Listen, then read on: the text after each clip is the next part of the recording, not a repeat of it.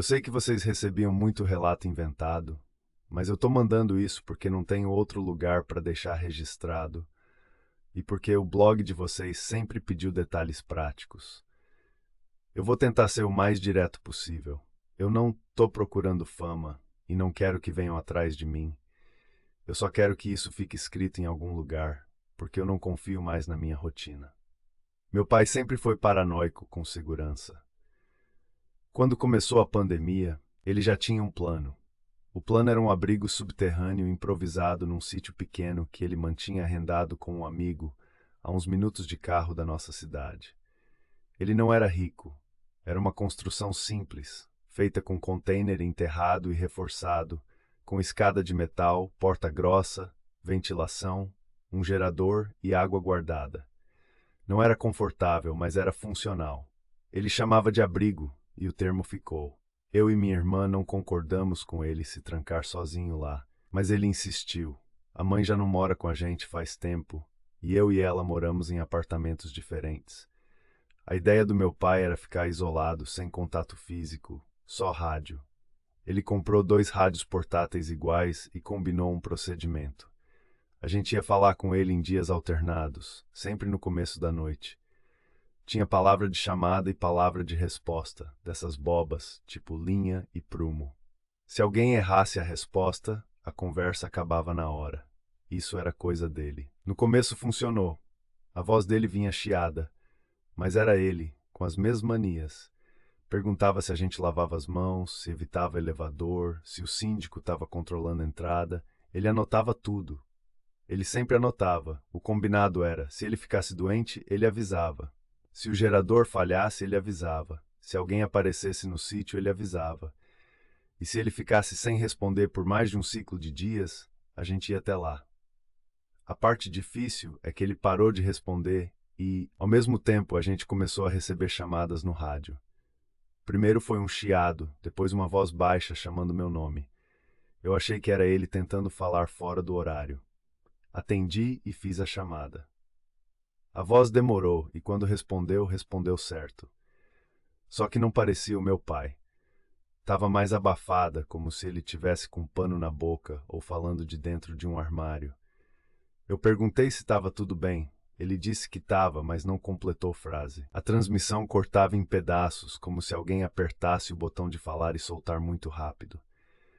No dia seguinte, minha irmã me mandou mensagem dizendo que tinha ouvido ele também. Ela falou uma coisa que eu não consegui tirar da cabeça. A voz tinha o jeito do meu pai, mas não batia com a respiração. Ela disse que parecia alguém imitando, mas sem acertar o tempo de puxar ar. Eu achei exagero, até eu ouvir de novo. A regra do meu pai era sempre a mesma hora, e a gente respeitava.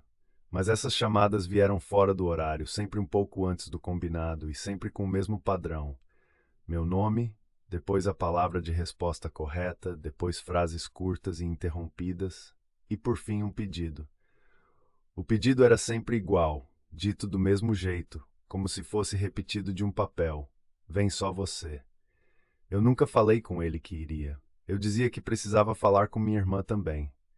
A voz parava e voltava chiado. Passou um tempo assim, com dias sem resposta no horário e essas chamadas fora do horário. A gente ficou em dúvida. Ir até o sítio significava quebrar isolamento, mas deixar ele lá sem contato também parecia errado. Minha irmã insistiu que a gente fosse juntos. Eu concordei. A gente combinou de ir de carro, sem passar em mercado, com álcool, luva, lanterna, máscara e sem encostar em nada desnecessário. Chegamos no sítio no fim da tarde, já escuro, só com o farol do carro e a luz do celular. O lugar estava quieto.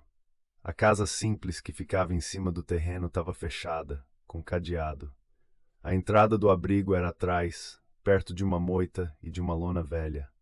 Eu já tinha ido lá uma vez com meu pai, antes de tudo, para ele mostrar. Eu lembrava o caminho. A primeira coisa estranha foi que a tampa da ventilação estava fora do lugar, como se alguém tivesse tirado e colocado de qualquer jeito. A segunda coisa foi que, quando eu encostei a mão na escada, a escada estava úmida, como se tivesse sido tocada recentemente. Pode ser umidade do ar, mas não era o tipo de umidade de ferrugem. Era como suor. A porta grossa do container tinha tranca por dentro e por fora. A gente usou a chave do cadeado externo que ele deixou com a gente. O cadeado abriu fácil demais. Eu lembro disso porque pensei que ele tinha deixado lubrificado. Abrimos. A porta fez um barulho que eu nunca tinha ouvido. Um rangido curto e depois um estalo, como se a borracha de vedação grudada tivesse soltado. Lá embaixo tinha cheiro de coisa fechada e de combustível. A lanterna pegou primeiro no corredor estreito, com caixas empilhadas e um banco de madeira. Meu pai tinha montado um espaço para dormir e outro para guardar comida. Eu esperava ver ele levantando devagar, reclamando da luz. Não vi. O rádio principal ficava numa prateleira. Ele estava ligado, a luz do rádio estava acesa e o botão de volume estava no máximo. E mesmo assim, o que saía era só um chiado baixo, como se alguém segurasse o botão de transmissão do lado de lá sem falar. Chamamos. Eu gritei o nome dele. Minha irmã chamou também. A resposta veio no rádio, não na nossa frente, e veio imediatamente. A palavra de resposta certa. Só que a voz parecia bem perto, como se o rádio tivesse virado uma boca. E aí veio de novo o pedido. Vem só você. Minha irmã me olhou e balançou a cabeça, tipo não. Foi quando eu vi a primeira figura no canto, encostada na parede, meio escondida atrás de um empilhado de sacos. Eu achei que era um saco de dormir. Quando a lanterna pegou direito, eu vi que era um corpo. Era um corpo com roupa parecida com a minha, com o mesmo tipo de jaqueta que eu uso para trabalhar e com o mesmo tênis. O rosto estava virado para o lado e eu não consegui ver de cara. Eu aproximei devagar, sem tocar. Minha irmã ficou parada, segurando a lanterna com as duas mãos. Eu vi o meu próprio rosto no chão. Não vou descrever como estava, porque não teve sangue, não tinha nada espalhado, não era uma cena de filme. Era só parado. Parecia alguém que tinha apagado. A pele estava fria e opaca. Eu não toquei, mas encostei o dorso da mão perto e senti o ar gelado. O cabelo era igual ao meu, até o corte. Tinha uma marca pequena acima da sobrancelha, no mesmo lugar que eu tenho desde criança. Minha irmã começou a chorar em silêncio, sem fazer barulho, porque ela também estava olhando e entendendo. Eu virei a lanterna para o outro lado e vi outro corpo, mais ao fundo, perto da parte de dormir. Esse tinha o rosto dela. Nesse momento eu não pensei em fenômeno nenhum. Eu pensei em crime. Pensei que alguém tinha matado a gente e a gente não era a gente. Só que eu estava ali respirando dentro da máscara, sentindo o peso da lanterna. Minha irmã estava ali, tremendo. Não tinha como conciliar. A gente entrou mais, mesmo sem querer, porque precisava achar nosso pai. O abrigo era pequeno. Não tinha muito para onde ir. Tinha um banheiro improvisado, uma mesa e uma cortina separando um canto onde ele guardava a ferramenta. Atrás da cortina, eu achei meu pai. Ele estava sentado no chão, encostado na parede, com a cabeça caída para o lado. Não tinha sinal de luta. A mão dele estava perto de um caderno e de uma caneta. Eu reconheci a roupa, reconheci o relógio. A lanterna mostrou o rosto dele e eu soube na hora que ele estava morto. Não foi dúvida. Eu já tinha visto morto antes na família. É uma certeza física. E mesmo assim, no mesmo segundo, a voz dele saiu do rádio, pedindo ajuda. A voz não batia com o corpo. Eu sei que parece frase feita, mas foi exatamente isso que me acertou. O corpo do meu pai estava ali imóvel, e o rádio chamava com a voz dele como se ele estivesse vivo e com pressa. E repetiu o pedido como um comando: vem só você. Minha irmã agarrou meu braço com força e puxou para trás, como se eu fosse obedecer. Eu não respondi nada no rádio. Eu desliguei com a mão tremendo. Quando desliguei, o chiado parou e o silêncio ficou pesado. A gente não ficou muito. Eu queria ligar para alguém, para a polícia, para qualquer coisa, mas não tinha sinal ali embaixo. E a ideia de subir e deixar aquilo aberto também parecia errada. A gente pegou o caderno do meu pai, porque estava do lado, e foi embora. Trancamos de novo por fora, do jeito que dava, e voltamos para o carro sem falar. No caminho, minha irmã abriu o caderno no banco do passageiro, iluminando com o celular. Era um diário, mas não era pessoal. Era como um registro. Tinha datas escritas por extenso, com dia da semana e tudo descrito como procedimento. Acordar, checar ventilação, contar latas, testar rádio. Meu pai fazia lista de verificação, como se fosse trabalho. O que mais me marcou não foi o relato de ele se sentir doente, porque ele quase não escreveu sobre o corpo. O que me marcou foram as anotações sobre eu e sobre ela. Ele escreveu que em certos dias nós dois falamos com ele no rádio, mas não no horário combinado. Ele escreveu que eu pedi para ele abrir a porta, que eu disse que estava com frio, que eu disse que estava sozinho. Ele escreveu que minha irmã disse que não conseguia respirar e pediu para ele só destrancar um pouco. Ele escreveu que não abriu porque a regra era não abrir e porque a palavra de chamada não tinha sido dita do jeito certo, apesar de a resposta estar certa. Depois ele escreveu uma frase que eu não paro de reler. A voz é deles, mas vem sem corpo. Mais para frente ele registrou que ouviu passos na escada, sempre no mesmo intervalo, como se alguém descesse e subisse. Ele registrou que, quando ele respondia pelo rádio, a voz do lado de lá repetia o que ele falava com um atraso curto, como eco, só que com erro de entonação, como se estivesse aprendendo. Ele escreveu que isso aconteceu por vários ciclos de dias, sempre fora do horário, e que quando chegava o horário certo, não tinha nada, como se fosse uma rotina separada. Eu não vou copiar o diário inteiro aqui, mas tem um trecho que explica por que eu estou escrevendo para um blog de horror e não para um fórum de rádio.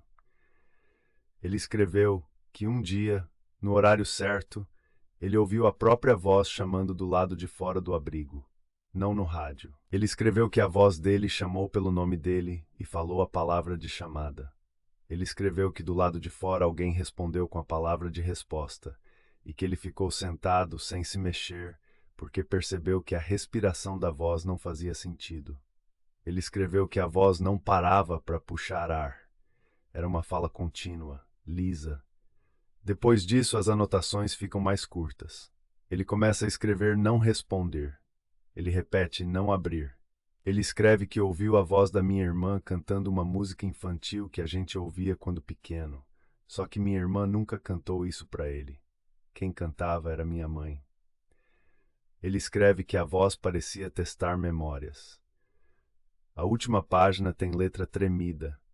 Ele escreveu que o rádio começou a ligar sozinho, sempre no começo da noite, e que a luz do rádio ficava acesa mesmo com o botão no mínimo. Ele escreveu que o rádio chamava ele usando a voz dele, pedindo ajuda, como se ele fosse outra pessoa do lado de fora. E aí ele escreveu: se eles entrarem na casa, não sou eu. Não tem assinatura, não tem despedida. Eu e minha irmã voltamos para a cidade e cada um foi para o seu apartamento. Eu deixei o caderno comigo. A gente combinou de não comentar com mais ninguém até pensar direito. Eu passei a noite acordado, com o rádio do meu pai em cima da mesa, desligado, sem pilha. Eu tirei a pilha e deixei do lado. No começo da noite seguinte, o rádio acendeu sozinho. Eu juro que não tinha pilha.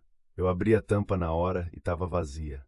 Mesmo assim, a luz fraca estava lá e o chiado baixo começou, igual no abrigo. Eu não respondi.